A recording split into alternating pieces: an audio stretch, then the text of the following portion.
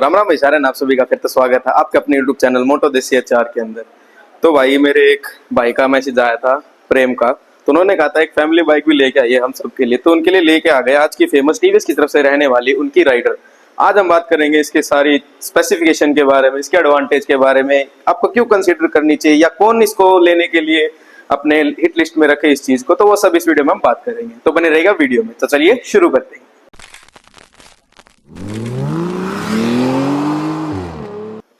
तो भाई अब बात कर लेते हैं वीडियो के अंदर किस किन को कंसीडर करनी चाहिए राइडर बाइक। नंबर 1 पे भाई अगर आप कॉलेज गोइंग स्टूडेंट, आपका बजट लो है, तो वो राइडर की तरफ जा सकते हैं। या जो बंदे भाई 100 प्लस सीसी की बाइक में कुछ नया सोच रहे हैं, तो स्प्लेंडर से हटके कुछ सोच रहे हैं कि हम थोड़ा लुक्स के मामले में स्प्लेंडर थोड़ा और अच्छा मिले, तो भाई वो भी इस बाइक के ऊपर जा सकते हैं। नंबर 3 पे बात करूं तो भाई डेली कम्यूटिंग, अगर आपकी डेली कम्यूटिंग रहती है तो भाई ये बाइक आपको बिल्कुल भी धोखा देने वाली तो बिल्कुल भी नहीं है भाई। इसके अंदर हम आगे बात करेंगे इसकी सीट की, तब मैं बताऊंगा क्यों, और इंजन की रिलायबिलिटी का भी कि क्यों हम डेली कम्यूटिंग के लिए अगर आप इसको लॉन्ग राइड में भी लेके जाते हैं तो आप इसको कंसीडर कर सकते हैं। तो चलिए अब बात कर लेते हैं इसके मेन इंजन के अंदर। इंजन की बात करूं तो भाई मेनली इसका 125 सीसी का एयर और ऑयल कूल्ड दोनों में ये आती है। न्यूटन मीटर टॉर्क की बात करूं तो भाई 11.2 का न्यूटन मीटर टॉर्क इस बाइक के अंदर रहने वाला है, और पावर की बात करूं तो वो भी भाई 11.2 की रहने वाली। तो इंजन की बात चली रही है तो ये आती है भाई 5 स्पीड गियर मैनुअल के साथ। हाँ भाई 125 सीसी की होने के बाद भी 5 स्पीड गियर मैनुअल बॉक्स इसके साथ आते हैं। अब इंजन की बात चली रही है तो भाई एवरेज की भी बात कर लेते हैं, क्योंकि भाई जैसे मैंने कहा डेली कम्यूटिंग के लिए अच्छी रहेगी। वो क्यों रहेगी, इसका एक रीजन ये भी रहने वाला है कि भाई एवरेज इस बाइक की अच्छी रहने वाली है। कंपनी क्लेम कर रही है भाई 70 की, लेकिन अगर मेरे किसी भी भाई के पास और ये वीडियो देख रहा है तो भाई कमेंट सेक्शन में जरूर से बताना कि आपकी राइडर बाइक कितना माइलेज दे रही है।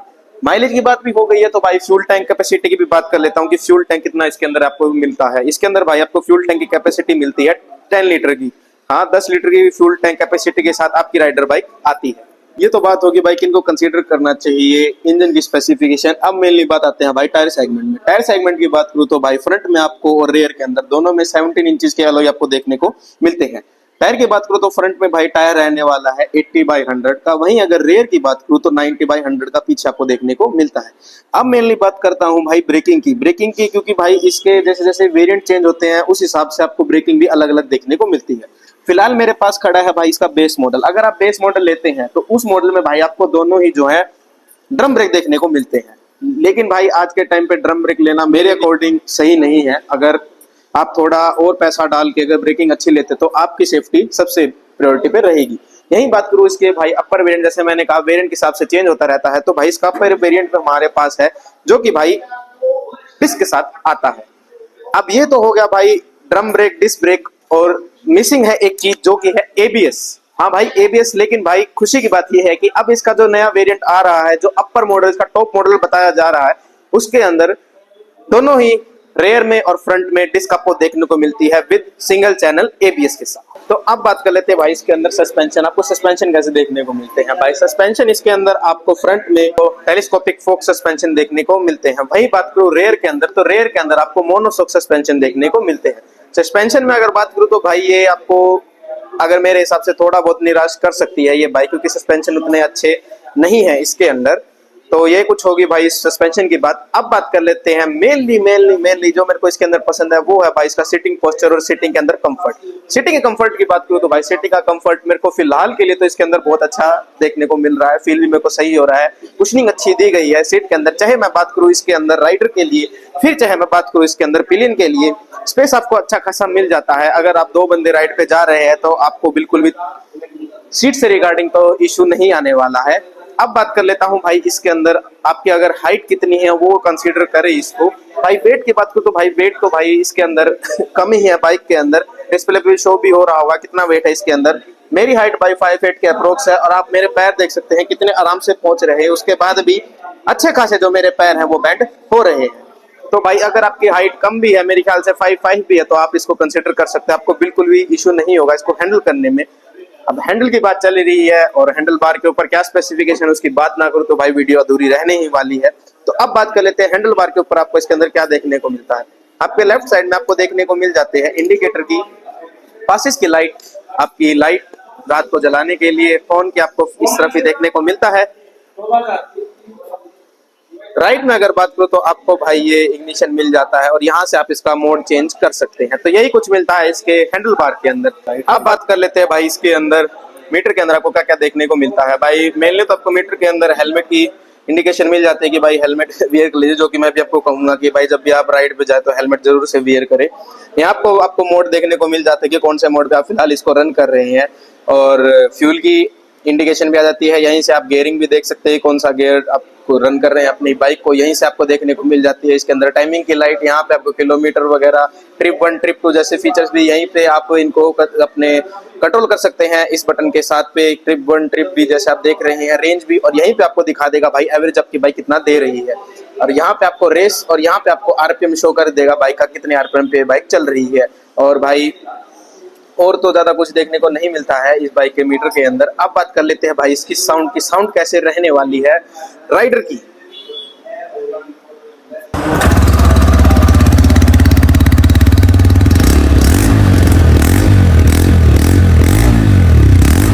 तो भाई जो मेरे को इसके अंदर कुछ चीजें जो अच्छी लगती हैं इस बाइक के अंदर, जो कि रहने वाला है भाई मोड। तो भाई मोड आपका जो इसके अंदर दिया गया है वो यहाँ से कंट्रोल होता है भाई। जैसा कि आप देख रहे हैं यहाँ पे इको मोड, अगर आप इसको ऐसे कर देंगे तो भाई पुश बटन को पुश कर देंगे तो ये अपने पावर मोड पे आती है। पावर मोड पे आने के बाद भाई इसका अलग ही रूप आ जाता है। 125 सीसी होने के बाद भी भाई अच्छी खासी स्पीड ग्रैब कर लेती है। लेकिन भाई मैं कहना चाहूंगा उस स्पीड में इस बाइक को ले जाना भाई सेफ नहीं होगा। फिर भी भाई अगर आपको थ्रिल पसंद है, स्पीड पसंद है, तो आप जा सकते हैं। और यहाँ पे देखिए जैसे ही मैं इको मोड लाता हूँ तो आपको इंडिकेशन आ जाती है इको मोड की। जैसे ही मैं पावर मोड पे आता हूँ, पावर मोड की आपको इंडिकेशन देखने को मिल जाती है। पावर मोड में भाई जैसा कि नाम में ही पावर है, तो भाई फ्यूल की एफिशिएंसी भी इतनी ही कंज्यूम करेगी। अब बात कर लेते हैं एक और हिडन फीचर की, जो कि मेरे को इसके अंदर अच्छा लगता है। और मैंने कहा था अगर आप कॉलेज गोइंग स्टूडेंट है, या फिर आपकी डेली कम्यूटिंग है, या फिर आप थोड़ा दूर जाते हैं, तो भाई उसके अंदर आपको यहाँ पे चार्जिंग की सुविधा दे दी गई है टीवीएस राइडर के अंदर। तो भाई ये कुछ चार्जिंग पोर्ट यहाँ पे देखने को मिलता है, जो कि भाई C2C नहीं है।